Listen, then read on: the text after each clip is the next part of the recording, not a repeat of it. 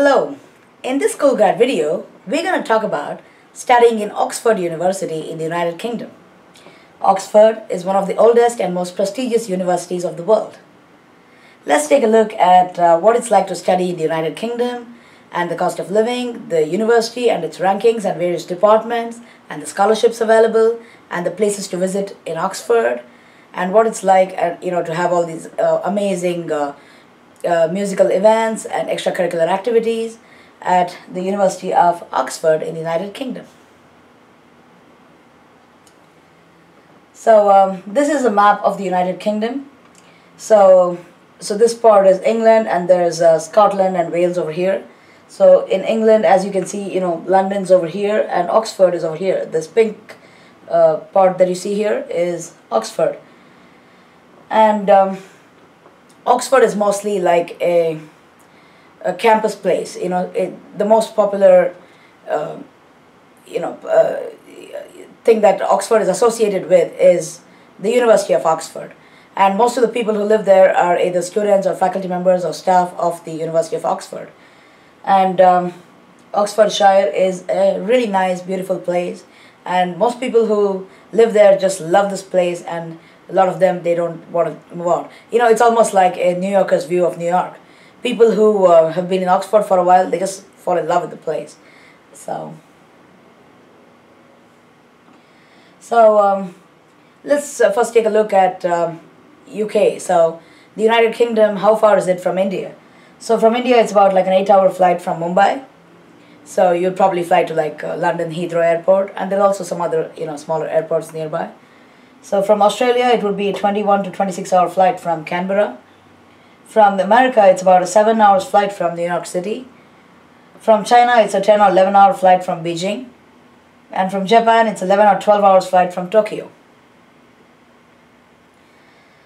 So in the map of the United Kingdom, Oxfordshire is right over here. So some quick facts about Oxfordshire. So the size is about 2,605 square kilometers, and the population is approximately 654,000 and odd as of the year 2016. Interesting facts. So Oxford is the youngest city in England and Wales and has 2 universities, Oxford University and Oxford Brookes University. So about 27% or 40,000 of a total population of 150,000 are university students. Oxford is a vibrant cosmopolitan city with plenty to see and do. Oxford has dozens of historic and iconic buildings. In the city centre, you'll find a lot of shops, cafes, restaurants, theatres, cinemas, pubs and clubs. So Oxford is a really nice town, and it might be a little expensive, but the people who are there, they live in a world of their own, attending all these choirs in the evening, and they have a lot of intellectual discussions during the day with some of the brightest scholars from all over the world. They just love this place. So some more quick facts about Oxfordshire. Isis is the part of the Thames River that runs through Oxford. It's called the City of Dreaming Spires by Victorian poet Matthew Arnold. Oxford has the youngest population of any city in England and Wales. Nearly a quarter of its residents are university students, which gives Oxford a noticeable buzz. Oxford University, including the colleges and Oxford University Press, is the largest employer in Oxfordshire, supporting around 17,000 jobs and injecting over £750 million annually into the regional economy. So the Oxford University, and we have heard of the Oxford University Press. They have branches in different parts of the world, and they publish books and journals and stuff, and so together they constitute like the largest employer in Oxfordshire. Oxford University Press, or OUP, is the world's largest university press. It has offices in 50 countries and publishes works in more than 60 languages.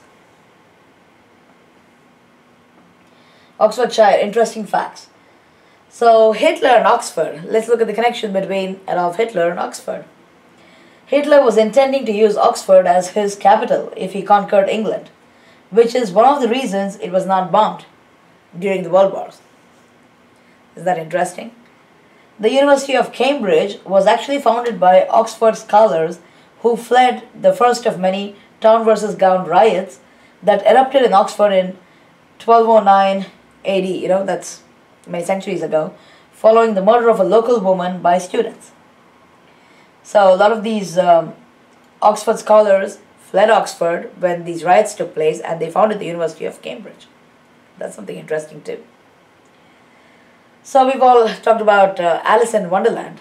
We know this famous novel by Lewis Carroll. So Alice from Alice in Wonderland was a real girl named Alice Liddell. She was the daughter of the dean at Christ Church, who was a friend of Charles Dodgson, also known as Lewis Carroll, who taught at the college. Dodgson spent much time with Alice and her family and immortalized her in his books. So there's actually some tours in Oxford which talk about Alice in Wonderland. It's called the Alice in Wonderland tour. So they show you all these amazing magical things that you read about in Alice in Wonderland. So some more interesting facts. So the stairs of the Great Hall at Christ Church College inspired and were later used as the stairs to enter Hogwarts Great Hall in the Harry Potter books and films. So we've all read J.K. Rowling's Harry Potter series, and these stairs were used as inspiration, and they were portrayed in the movie as the entrance to Hogwarts. So what about the weather in Oxford?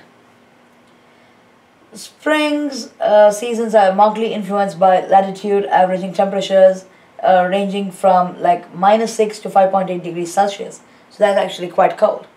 So that's about 31 to 42 degrees Fahrenheit.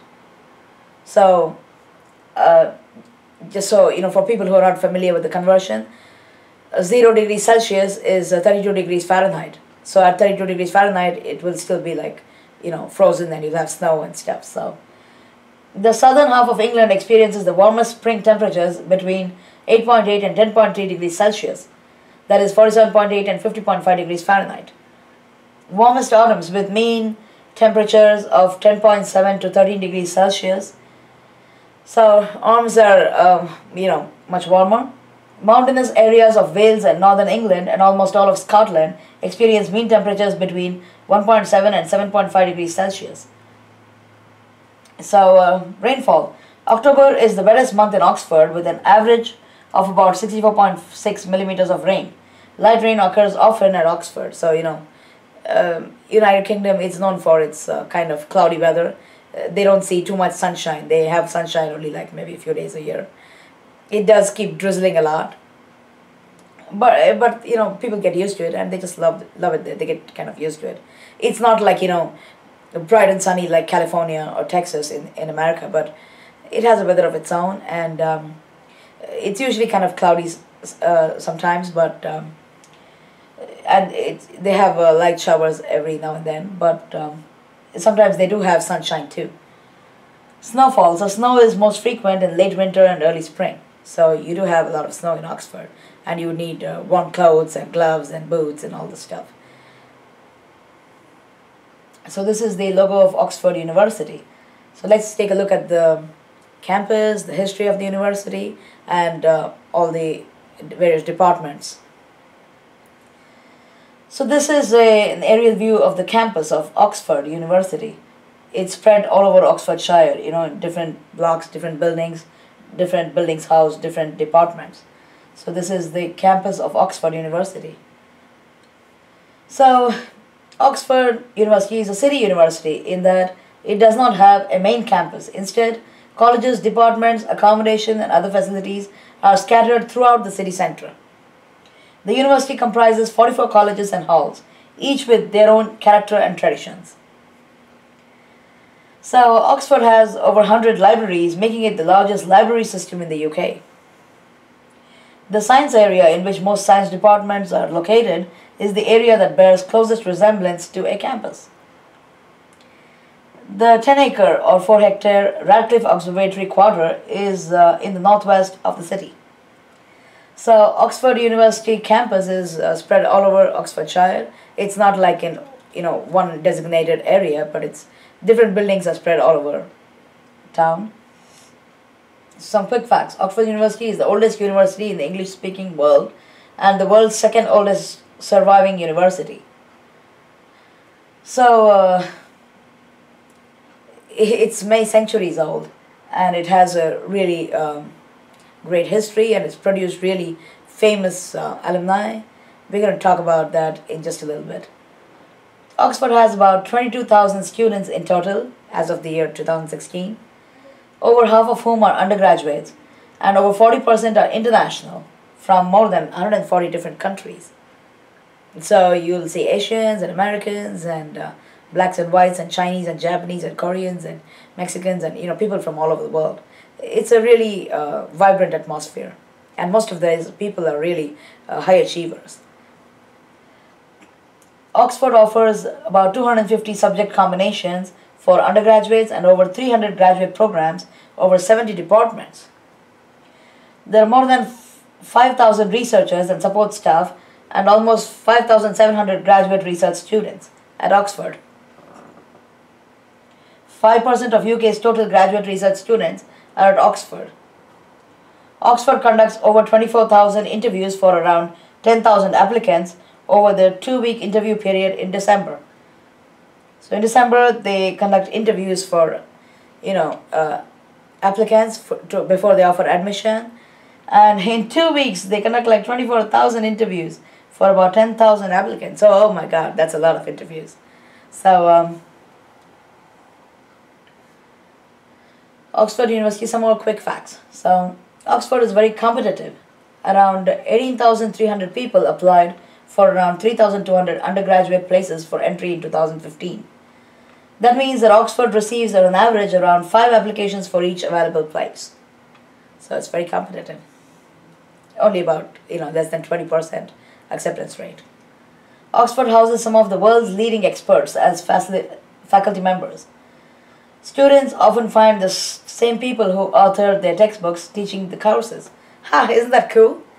So you're using this textbook by this really famous author in the class, and it's the same author who is your professor. And I think that's kind of cool. So the history of Oxford University. While its exact founding date is unknown, there is an evidence that teaching took place as far back as 1096 AD. So that's like, it's more than 1,000 years old. Oh, that's kind of cool. The first colleges of Oxford were built in the 13th century, but it wasn't until 1878 that women were admitted to the university. So they had this no women policy for a long time. And only in around 1878 they started offering admission to women. 1920 was when they were awarded degrees. So 1974 when the last of the all-male colleges opened their doors to women. Oh my God, so till for like, almost 1,000 years, women were not really admitted to Oxford. So 1974 was when the last of all the all-male colleges opened their doors to women. That's interesting. Residents and natives of Oxford are known as Oxonians. The history behind the name. How did Oxford University get its name? So the name Oxford comes from the old term Oxenforda, which literally means a ford, shallow crossing. So, there's like a river which is shallow at some point and you can cross the river. That's called a ford. In the river where the cattle, oxen, could cross safely. So, Oxford, it was a place where oxen could cross safely. Is that interesting? There is an Oxford in New Zealand, an Oxford in Canada, 21 Oxfords in the United States, besides a Mount Oxford, 2 Lake Oxfords, and Oxford County, Maine, the state in the northeast of the United States, whose capital is South Paris. So in the state of Maine, there is Oxford County too. The city lends its name to Oxford bags, Oxford marmalade, Oxford grey. So a very dark grey color. It's probably a homage to the skies of Oxford. They, joke about it. So the skies are usually cloudy. So a dark grey is called an Oxford grey. Oxford shoes, the Oxford comma. So basically, it's like if you have 3 items in in a sentence or a heading somewhere. So if you're saying, you know, the bag, the book, and the pen. So the bag, comma, book, comma, and the pen. So you add a comma before the and. So that's called the Oxford comma. And it's kind of associated very closely with Oxford. The Oxford group, the Oxford movement, and the Oxford accent. So Oxford lends its name to a lot of interesting things. Residents and natives of Oxford are known as Oxonians. So we already talked about that. So let's take a look at the department rankings of Oxford. So remember that these rankings, they keep varying from year to year. So as of 2016, based on a variety of sources and ranking systems, these are the ranks we could gather from the internet and the university website. But remember, they keep changing every year. So the business school, the Sciepse Business School, is ranked like top 8. And it's actually one of the best business schools in the world. And in the UK, it's actually, you know, it could be anywhere from the number 1 to number 10. I mean, it keeps fluctuating. So civil engineering is number 16. Electrical engineering, number 11. Computer science, number 3. I remember at one point, a couple of years ago, Oxford was like number 3 in computer science in the whole world. So don't take these rankings very seriously. Just know that it's a very reputed university, and you know these rankings keep slightly fluctuating every year. So don't take them literally. So you know, and also different systems have different rankings. So this is just like an approximate idea. Okay. Mechanical engineering, number 8. Chemical engineering, number 6. And law school, second best in the UK. Medical school, second best in the UK. So this is the business school at Oxford. It's the Sciepse Business School. So rank 8, and then the class size for 2016, they had about 191 students in the MBA program. And average GMAT score is about 686 out of 800.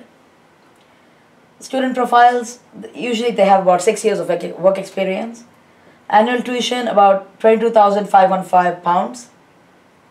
That's actually quite expensive unless you have a scholarship. Internships, jobs. So a lot of people who graduate from an MBA from Oxford University, they get really good jobs.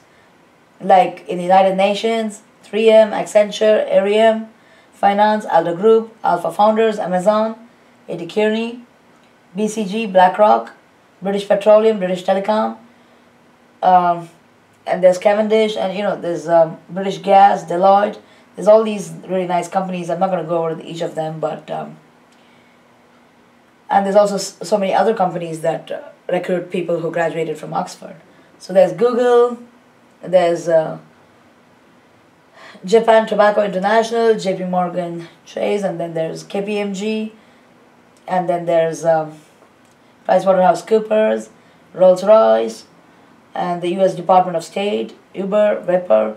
So I mean, they don't really necessarily work only in the UK. So people who graduate from an Oxford with an MBA usually are able to get jobs anywhere in the world, wherever they wish to go. So they can work in the rest of Europe, they can go back to their home countries, wherever they are.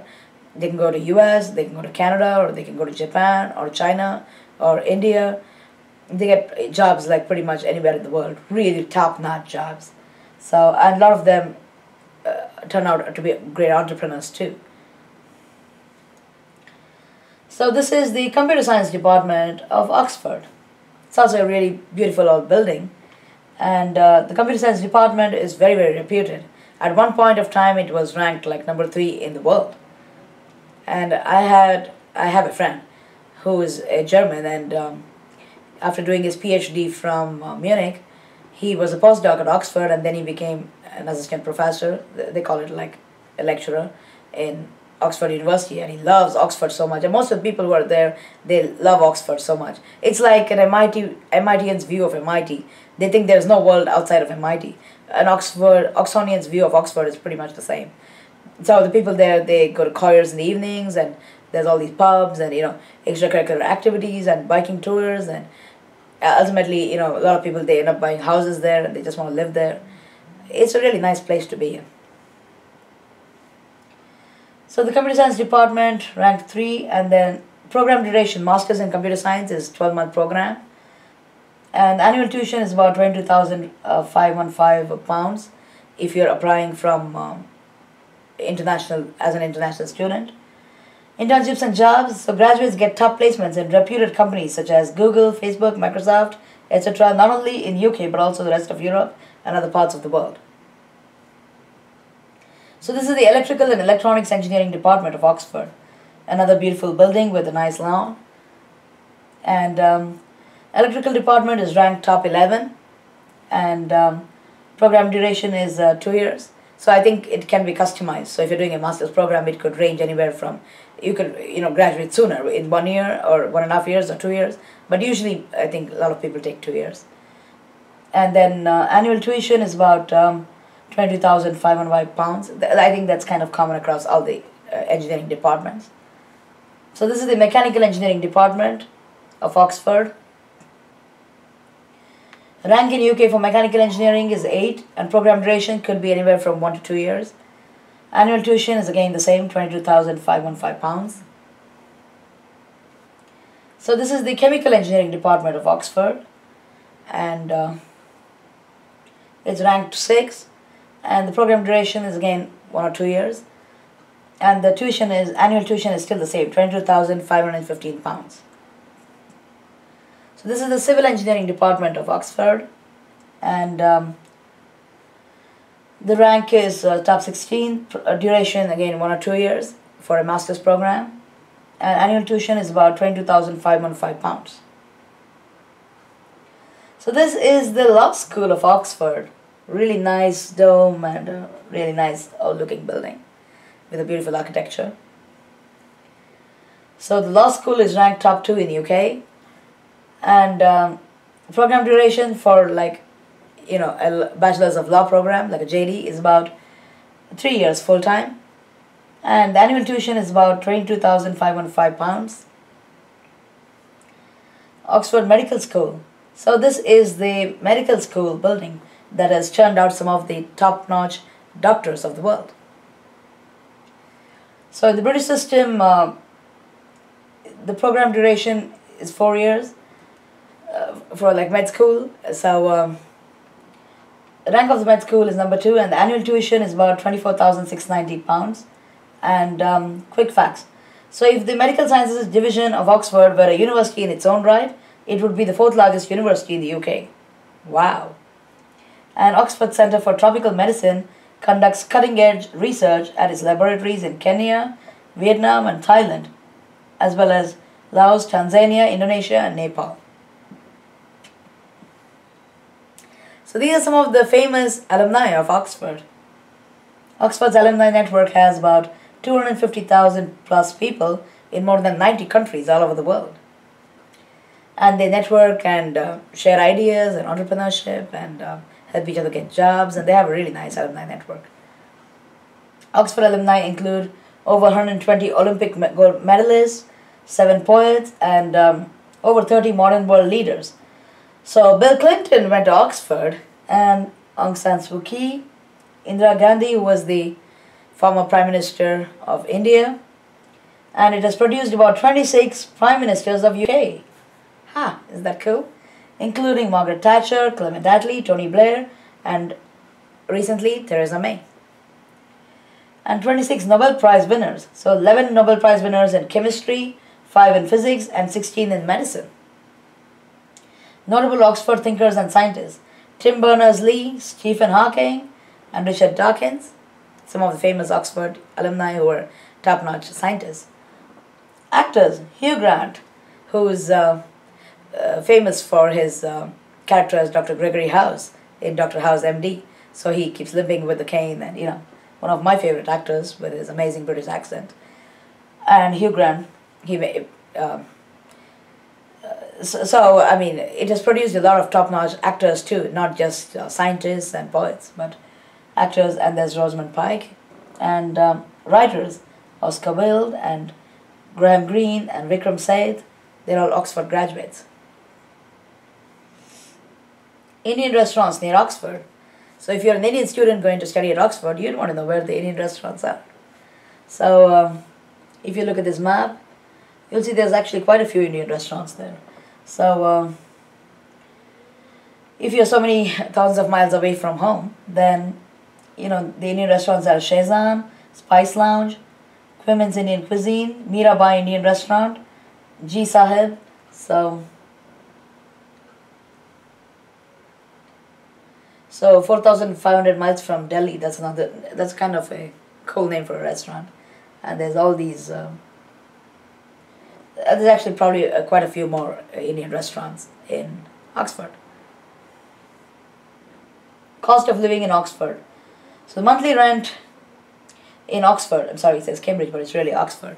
So one bed, one bath apartment is about £725 to £1,280 per month, and two bed, two bath apartment is about £1,250 to £1,830 per month. Three bed, three bath apartment is about £1,980 to £2,440 per month. A studio is about £1,525 to £2,050 per month. So it's actually quite expensive. Your best bet would be to get a two bed, two bath apartment and share it with another person, I guess. Real estate at Oxford. So homes are not cheap either. So cost of purchasing homes in Oxfordshire as of the year 2016. One bed, one bath house approximately £265,000. Two bed, two bath house approximately £285,000. I mean, it depends on so many factors, right? How old it is and how big it is, and the facilities it provides. So depending on a lot of factors, it's just an approximate idea. It could be much more or much less. So three bed, three bath house is approximately £325,000. Four bed, four bath house approximately £386,000. So it is quite really expensive place. Top employers of Oxford graduates. So employers of Oxford MBA graduates, and also from other departments. These are some of the top companies. There's the London Stock Exchange. There's Boston Consulting Group, Amazon, Adidas, Accenture, PepsiCo. There's Tata Communications, United Nations, and Time Incorporated, Vodafone Group. There's all these places. How to get to Oxford? So if you're like in London or other parts of the UK, how would you get to Oxford? By train. A direct service operates between Oxford and London, Paddington, approximately every 30 minutes. So the public transport in UK is probably much better than it is in the US. Like in the US, other than places like New York and some parts of California, I mean, public transport is not so good. So if you're living in like Michigan or Florida or Atlanta, you would find it very difficult to travel without a car. Without a car, there's really no life in US. When I was a student, I mean, I didn't have a car and I couldn't see anything much about the town in which I lived because I had to ask other people for rides and stuff. So without a car, there's really no life in America. But in UK, it's not like that. I mean, in America, of course, if you're in New York, it's a different thing. It's very difficult to find parking spot for your car, but there's very good public transport. But in UK, there's a lot of really good public transport. So lots of buses and trains. So by coach, frequent 24-hour direct services connect Oxford with London, peak times every 10 to 20 minutes. Taxi ranks are located at Oxford Railway Station, Gloucester Greencoat Station, and St Giles in the city centre. Public transport in Oxford. So if you ever feel like a change of scene, the bus to London takes around 90 minutes and runs 24 hours a day. And when Oxford Parkway Station opened, Oxford has not one but 2 railway stations. So there's a lot of public transport. You don't have to have a car. Whether you're hiring a cycle or upon taking a bus or a taxi, or even if you decide to walk, all parts of the city are easily accessible. Stagecoach offers a network of frequent and reliable buses. These provide excellent access to all parts of Cambridge. I mean, Oxford, and connecting it to different parts of the UK. If you need a map in the city, so printed copies are available from the Tourist Information Centre. Crime and safety in Oxford. So, if you're in need of emergency services in the United Kingdom, you can call 999 or 112. So, in the US, they call 911. So, in UK, it's 999 or 112. These numbers will route your call to a centre that will send out the appropriate help for the situation. Moving to a safe area is one of the main concerns for expats who are unfamiliar with the United Kingdom. So, Oxford is quite a safe place. The crime is not as bad as in, it's certainly it's probably like safer than London, I would say. But then there have been instances where thefts do happen, thefts, burglaries, murders. They do happen. Okay, and in fact, one of my friends at Oxford had some thieves stole the rear wheel of his bike. So he parked his bicycle and changed it to the stand, and they took off the rear wheel, which was in a very good condition. I think that's kind of, crazy and creepy, but things do happen. And if you park your bike outside, remember to chain it with like a metal chain and not this rubber chain. There have been instances where people cut the cord and, steal the bikes. There are lots of bikes in Oxford, so people keep biking around all the time. So, places to visit near Oxford. So there's the Blenheim Palace, Oxford University Press, Radcliffe Camera, Sheldonian Theatre, St. Michael at the North Grade, Peckwater Quadrangle, Bernwood Forest, Cotswold Wildlife Park, Ashmolean Museum, and actually a few more places. So we're just going to talk about the places in and around Oxford. So I'm not going to talk about like London and other places. It's just like the places around Oxford. So this is the Blenheim Palace. So it's famous. It's home to the 12th Duke and Duchess of Marlborough and birthplace of Sir Winston Churchill. So a true masterpiece of the 18th century Baroque architecture. And Blenheim Palace delivers an awe-inspiring experience for visitors. This World Heritage Site covers over 2,000 acres of capability, brown parkland and formal gardens. Ride the miniature train to the Pleasure Gardens, a dedicated family area that offers a giant hedge maze, butterfly house and adventure playground. Wow, I'd love to see the butterfly house. Tours, exhibitions and events reveal the sheer splendor of Britain's greatest palace.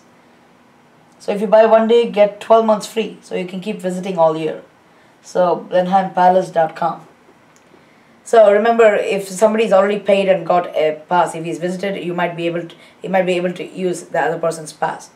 So I mean, in California, that's what we do when we visit Universal Studios in Los Angeles.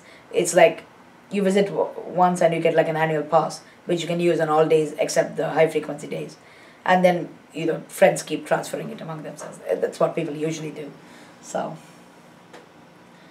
Radcliffe Camera. So this is a building here. It's a really beautiful dome and an amazing architecture. Really a cute little building here, which is camera means a room in Latin, colloquially. Radcam, or the camera. So Radcliffe Camera, they call it the Radcam, is a building of Oxford University designed by James Gibbs in neoclassical style and built in 1737 to 1749 to house the Radcliffe Science Library.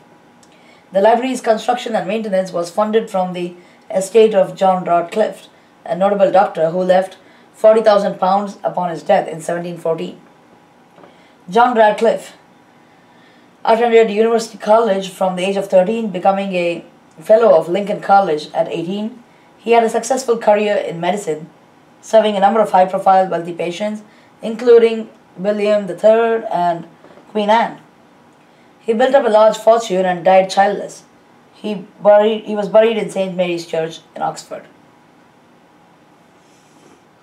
University Church of St. Mary the Virgin.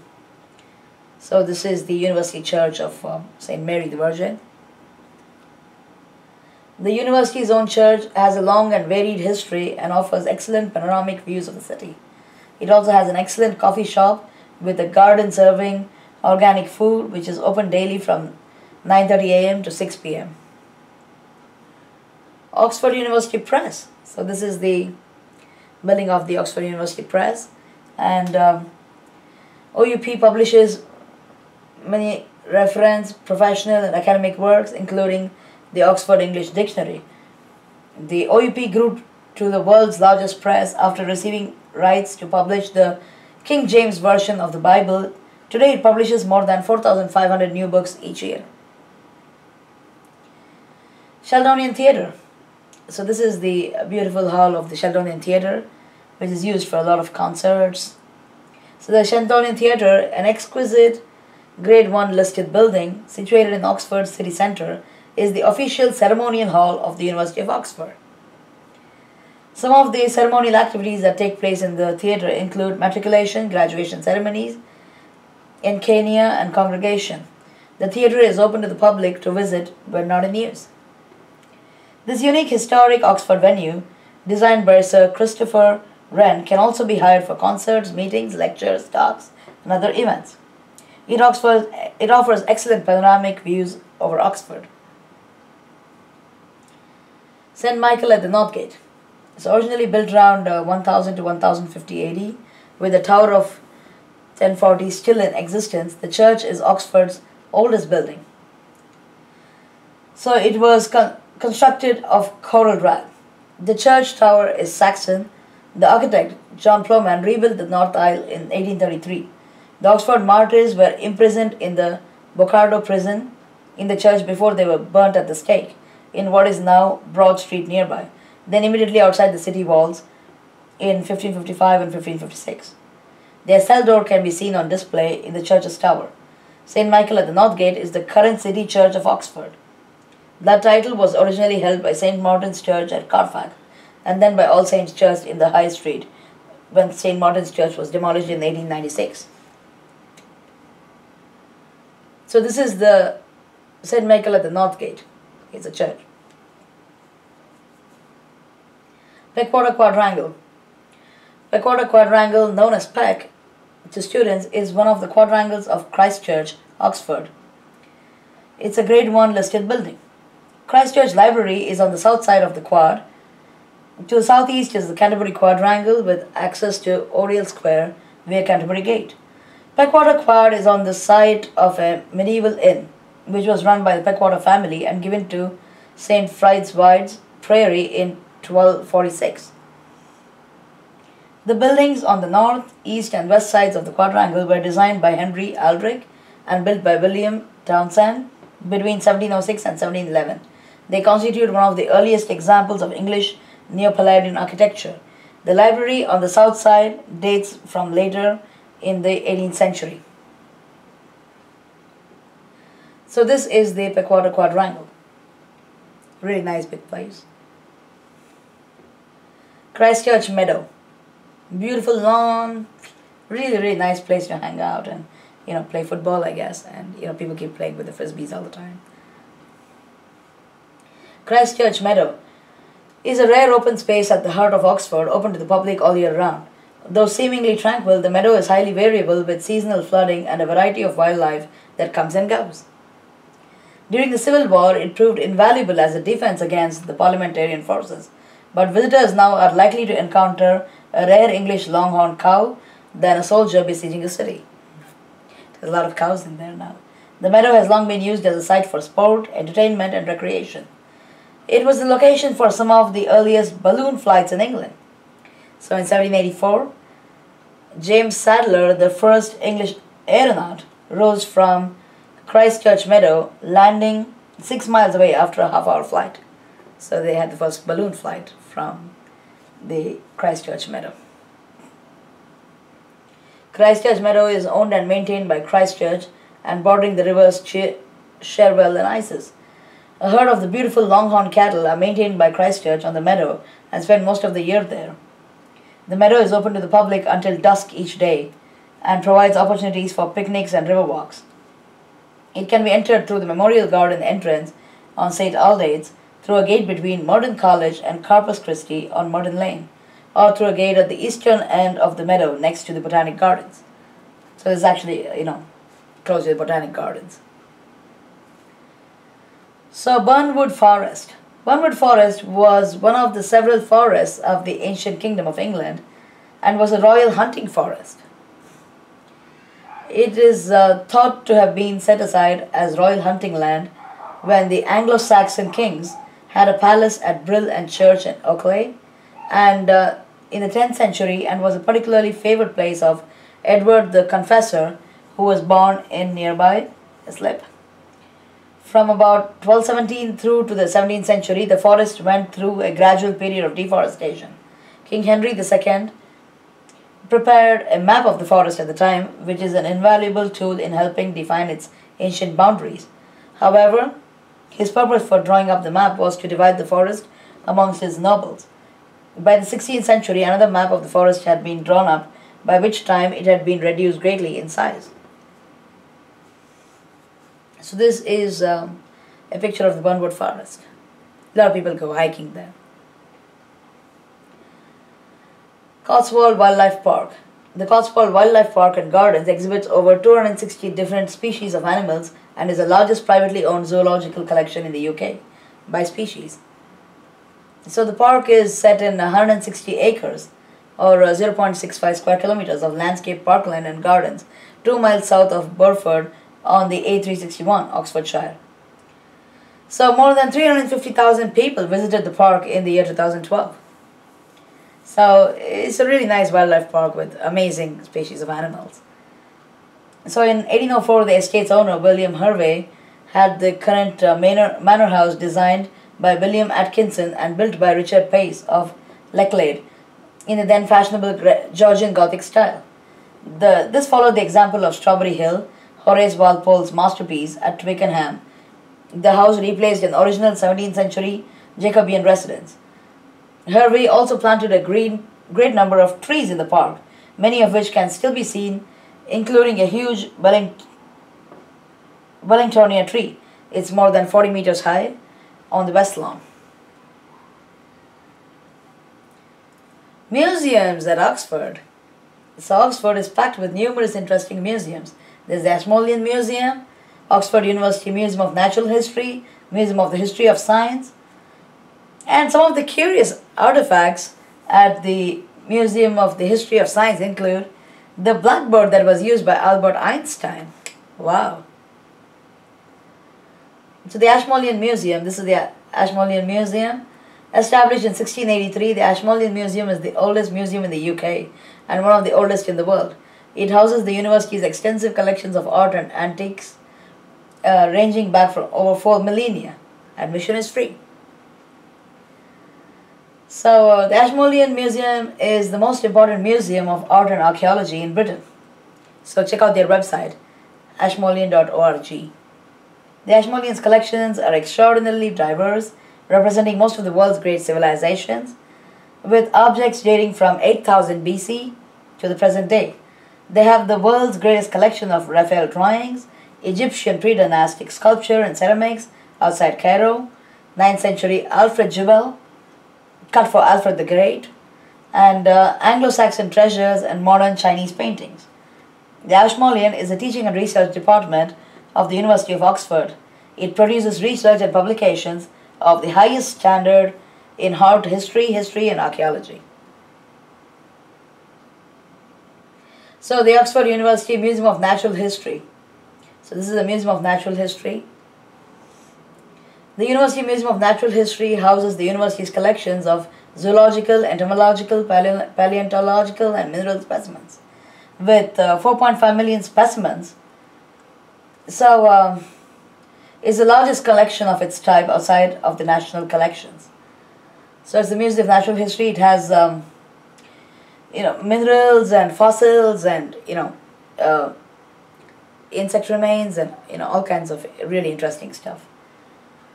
The remains of a dodo at the Museum of Natural History, that's kind of a cool artifact. So the dodo is an extinct bird and they have the remains of this bird, which is something I would love to see. Museum of the History of Science. So this is a picture of the interiors of the Museum of the History of Science. So the Museum of the History of Science is housed in the world's oldest surviving purpose-built museum building. It contains the world's finest collection of historic scientific instruments. It houses collections of minerals, fossils, insects, and stuffed animals. You will find it in Parks Road, Oxford. Open daily from 10 a.m. to 5 p.m. Free entry. The History of Science Museum is small. It contains interesting old historic scientific instruments used in astronomy, mathematics, science, and photography. There is a section including Einstein's writing and equations on a blackboard. There are collections of astrolabes, sundials, quadrants, early mathematical instruments, generally including those used for surveying, drawing, calculating, astronomy, and navigation. Bodleian Libraries. So these are some of the biggest libraries at Oxford. Known informally as the Bard, the Bodleian was opened in 1602 by Thomas Bodley with a collection of 2,000 books. In 1610, Bodley made an agreement with this stationer's company in London to put a copy of every book registered with them in the library. Nowadays, each book copyrighted must be deposited. Today, there are 9 million items on 176 kilometers of shelving, and the library can accommodate about 2,500 readers. Oh, it's a big library, so books may not be taken off the premises. So the Divinity School and Exhibition Room are open to the public. It has over 12 million printed items, more than 70,000 e-journals, electronic journals, and about 5,200 new books and periodicals every week. That's a lot. So tours in Oxford. So if you're like an international student newly landed at Oxford, you'd want to see what tours are available. Harry Potter tour of Oxford. So there's this interesting Harry Potter tour. So it takes you in all these places which were used in filming the Harry Potter movie and which served as an inspiration to the Harry Potter series of books. So it's a special Harry Potter tour. I'd want to take that. Oxford River cruises. So there's boat rides and there's the foot tours. You can walk around, but it's actually a very big place. It takes you hours and hours to cover the entire place. So bike tours are actually more common, very popular. Bus tours, driving tours, museum and library tours. Many people use bikes in Oxford as the best way to travel around Oxford. Oxford University has 38 colleges spread all over the town, and getting to see some of the best parts is just too much even for us to walk around. The idea behind the Oxford Bike Tour is that we really can show you some of the best parts of Oxford that you simply can't see on foot. It's a lot of fun. You also get to use the bike for the whole day. Oxford is a small pedestrianised city, so traveling around it in a bus which physically can't get to the central parts doesn't make much sense. So a lot of people just bike around the city, and some people, they don't even think about buying a car because they don't really need one. Oxford River Cruises. So Oxford River Cruises offer a variety of public cruises from their moorings at Folly Bridge. The River Experience cruise lasts just under an hour and runs 5 times a day, subject to availability. The Alice in Wonderland cruise lasts about 2.5 hours and follows the route taken by Lewis Carroll and Alice Liddell, which provided inspiration for the Alice in Wonderland book. Wow, I'd want to take that. Tickets can be purchased from the Oxford Tourist Information Centre, directly from the skipper, or as part of the city sightseeing bus tour.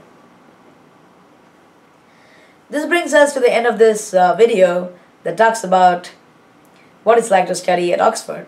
Some of the most brilliant students from all over the world make it to Oxford, and the faculty members are also highly accomplished, a really intellectual place with also a lot of extracurricular activities.